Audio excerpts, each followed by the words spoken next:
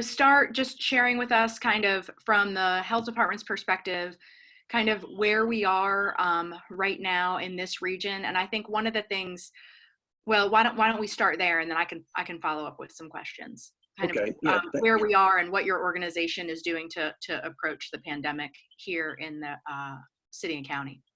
Thank you for those questions. It's this is quite a time, and I think the only thing that rivals it in recent history is the pandemic in influenza pandemic in '08, but none of this even comes close to the pandemic in 1918 of influenza. Of course, the coronavirus is an entirely different virus, so it's not the same as influenza, which is one of the reasons we're trying to get everybody to still take their flu shots. Yes. The health department is, our role is education, support, advice, certain things with regulations, and our local application comes from the Richmond office, which is the central office for the Virginia Department of Health, and they coordinate quite closely with the CDC and the World Health Organization. So all that flows down to local application. And the things that we're doing on the testing side really reflect our high priority areas that we need to address. That's why our criteria seems so narrow, is that we're trying to use the resources that we have for the cases that we think very well will be positive, and we can take action on those. The ones, of course, things are changing. The ones that are more perhaps milder, then that's the ones that still could be positive, but they're those could go to the commercial labs. And I think that it bears out in the statistics that there are not quite as many positives through there as there are through the ones that, the percentage-wise, as the ones that go to the state lab. What is the local health department doing? Well, there are a number of things. I'll talk about things that are not epidemiology and coronavirus first. Number one, our nursing staff is still on task to see people, but we've really tried to defer any non-critical visits to the health department. And that includes our women, infant, children, our WIC program. We're trying to help the mothers that are expecting and the mothers that have babies not to come get out and not to have to come here. Right. We have a lot more, a lot of authority right now to handle these electronically or by phone, so that they can be authorized, get their formula, get the other food, and have the support that young mothers and young babies need. And the other is that on the rest of our nursing side, we're still seeing people with critical types of aspects regarding our programs, which is not sick clinics, but they are for other people that require the types of work that we do. I can go into detail if you need, but there are a lot of federal Title 5, Title 10, things like that, as well as immunizations. Our environmental health folks are working very closely with the restaurants, and that's the food part of the services.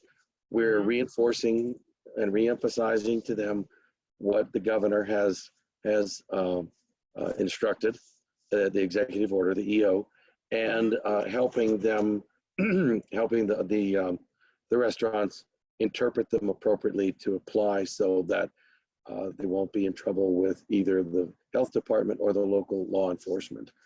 I think overall people are doing an excellent job with that in our communities. One of my comments was that last night, one of my sons had a birthday, and we ordered out. It was great food, and we wanted to support our local businesses. And not only was the food terrific, but the customer service was superb. I couldn't ask for better. Of course, we brought it home and ate it, but we just couldn't stop talking about how wonderful it was. And I think all our food establishments are like that. So I would urge people to support them and make sure that we still get that wonderful food. Excellent. The other thing is that life still goes on in other ways, so that with environmental health, we still do those affiliated with doing the septic and the well, the on-site services, and rabies still is an issue that we contend with, and it's popped out a little bit earlier this year, and we're working with that. So there's still things that they have to do. Of course, our epidemiologists in our 2 districts and our emergency coordinator are given to us or allowed to support through the CDC grants. And our emergency coordinator is our local, our in-house PIO, and coordinates with our Virginia Department of Health PIOs, public information officers, for getting out messages, when we have cases, when we have other things going on. And so we're working closely with those folks as well. Our epidemiologists are assessing particularly positive cases, and then handling contacts. We have one case in this area alone that had well over 250 contacts, and those take a little time to run down. This is one case, and we're really at the beginning of this. Now, since we have limited the inflow of patients or customers to the health departments, what we've done is shift those resources to phone lines and other means of helping. So when you call the main number at the health department, the nice ladies that answer the phones will shift to will send you to the callers who ask about the COVID-19 to one of our public health nurses who has some specific questions, and depending on those answers, they might be able to end the call, or they might send that up to our nurse practitioners who work at the elbow with our epidemiologists. And that means they handle the more complicated cases, the more professional inquiries. And of course, that's 8 to 5, Monday to Friday. Our epidemiologists basically take calls from the emergency departments and hospitals on a 24/7 basis. And they're burning the midnight oil right now quite often. And so we want to try to spare them. And we do have some folks that are offered. We have a medical reserve corps that is helping in various ways, and we're going to make greater use of them as this steps up. We haven't published separate numbers yet, but we're considering that depending on how busy it gets, and we have to go through our in-house, our Virginia Department of Health IT folks for that. But we're working toward a greater response and faster response. On the so the other things that we're doing is we do expect some shipments from the federal government of some supplies. Now the hospitals and their clinics get those through another source. There are others that go through other mechanisms. We get some that are primarily for the health departments, but any that we know that we can spare, we will have criteria for addressing that, more with some private practices that are doing essential work. Now, I know the clinics and the hospitals are really cutting way back on what they're doing right now, but we're trying to enhance that relationship, not just with the hospitals, but our local health providers. And one thing that may not have come out earlier is that we join in with the local hospital, SOVA, on a weekly call for the local providers.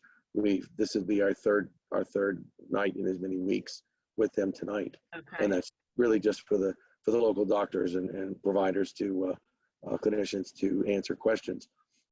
The other things that we're doing are we're emphasizing the hygiene and social distancing issues in just a very succinct way. Of course, we're telling people, stay home with your sick, avoid people contact with sick people, um, cover your mouth and nose with a tissue or your sleeve, and if you have to use your sleeve, try not to use your hands. But either way, throw the tissue away, maybe even wipe off or clean off your sleeve, and definitely wash your hands. Um, I think if you could, people wash their hands not just at times like that, but about every hour or two, just a couple of rounds of happy birthday to me and with warm soap and water. And I think that would be great. Clean off surfaces, tabletops, any kind of thing. Clean off your phone, clean off your keyboard, clean off your mouse, things like that. Avoid touching your eyes, nose, and mouth. Clean and disinfecting things like we talked about. If you are getting sick, ask your doctor. Call your doctor. Your doctor knows you better. Your doctor or your other, PA or NP knows you better than anybody else, and can give you some other advice. See, people might say, "Well, I have allergies. Do I have the virus?" Well, Right. There are things that are different, and you talk with your doctor about that. However, if we're happy to answer questions on our call in, but it's, again, your doctor knows you better.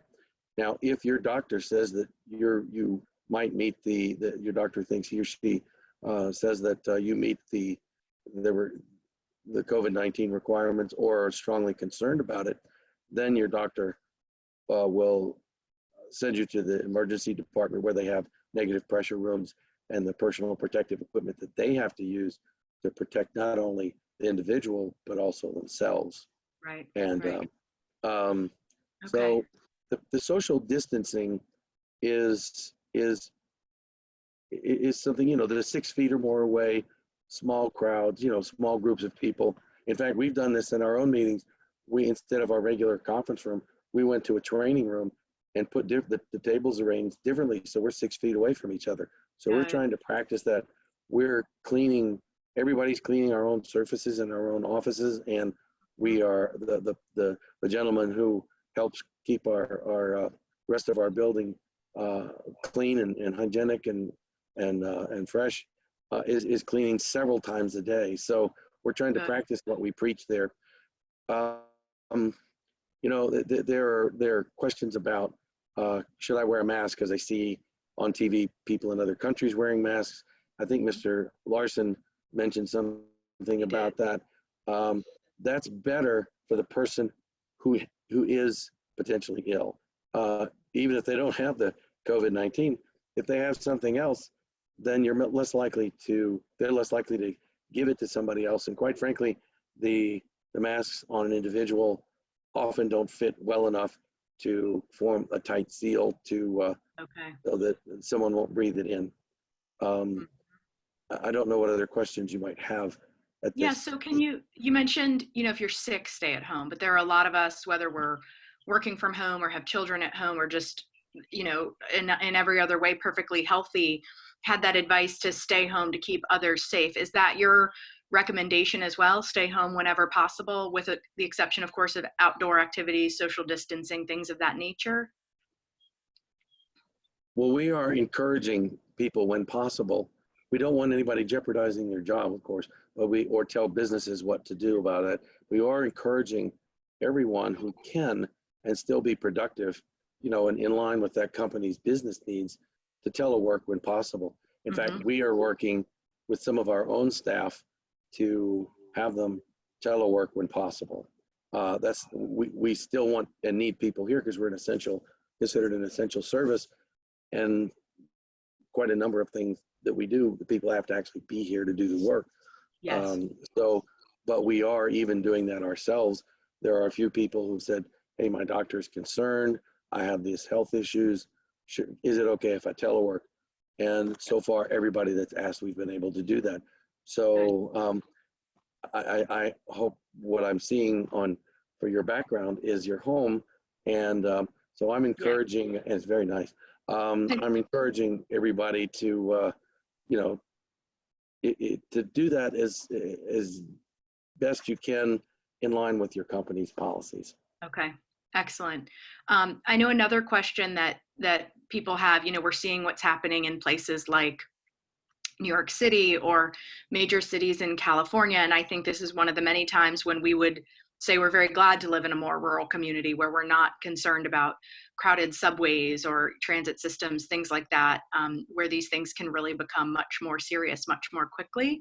But can you talk a little bit about the impacts on rural communities? Because at the same time, we do need to be careful. We're not immune to it. So can you talk about how it may impact us differently than it would in an urban environment?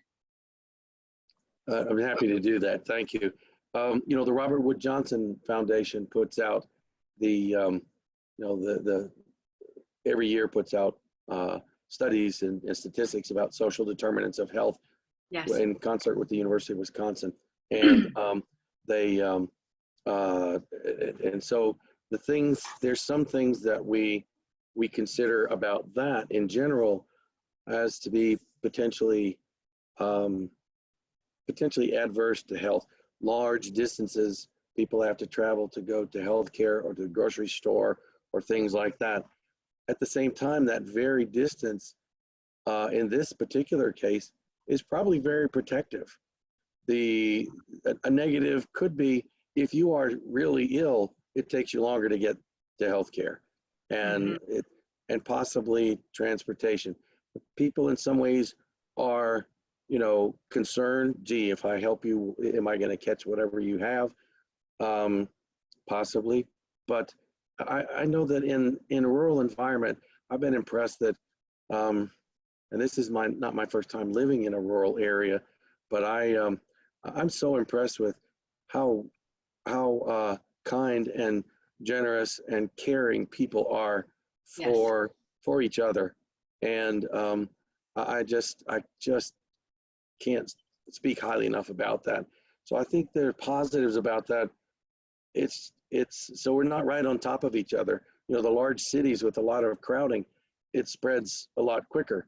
Yes. So that's why we're worried about places like camps or prisons or other places, summer camps and things like that, even potentially spreading or even schools, just during the day.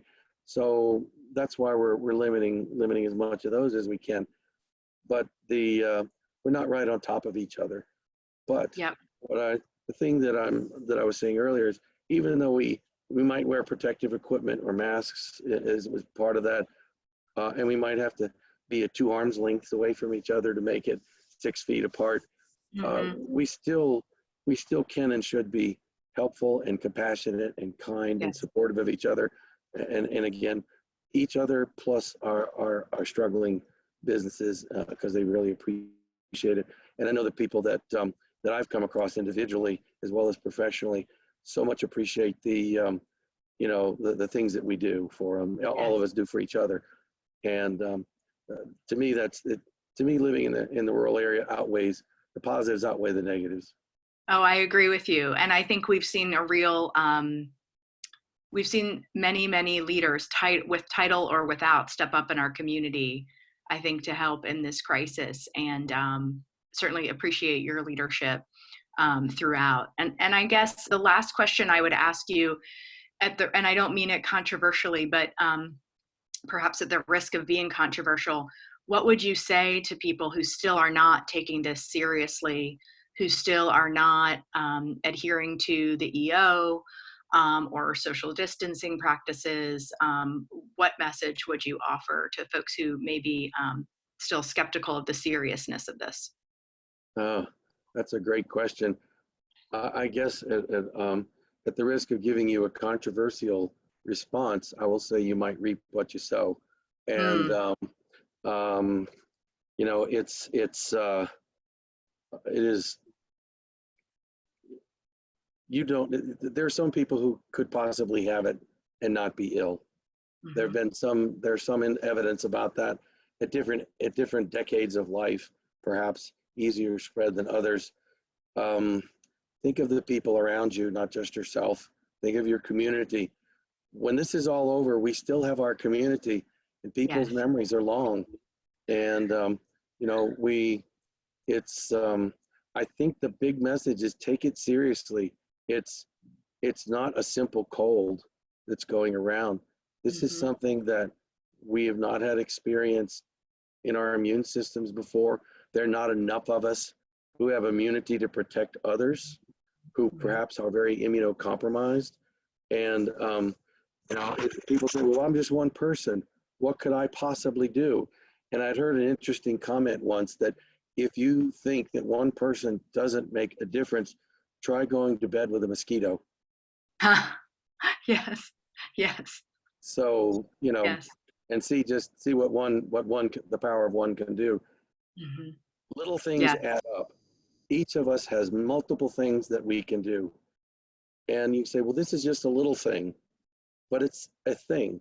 And if we each do all these little things yes, and we all do this together, it will make a tremendous difference. And I think that we stand a great chance of protecting ourselves and each other.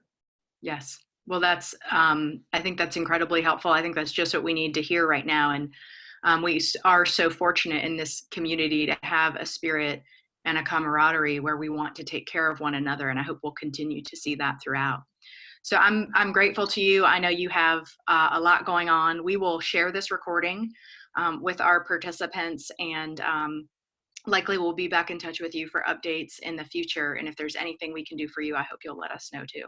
Oh, yes, my pleasure. And thank you so much for allowing me to have a little better ability with my speakers. I Yeah, hopefully, I'm a doctor. I'm not an IT person. I I, I understand. just, I think I do some, but I don't have time to focus on all this. So I probably messed it up myself and didn't realize it, but it's my pleasure. And Thank you. I wish everyone good health and safety. And again, be kind to each other. Thanks. And to you. Have a wonderful afternoon. Oh, I thank you. Okay, bye-bye.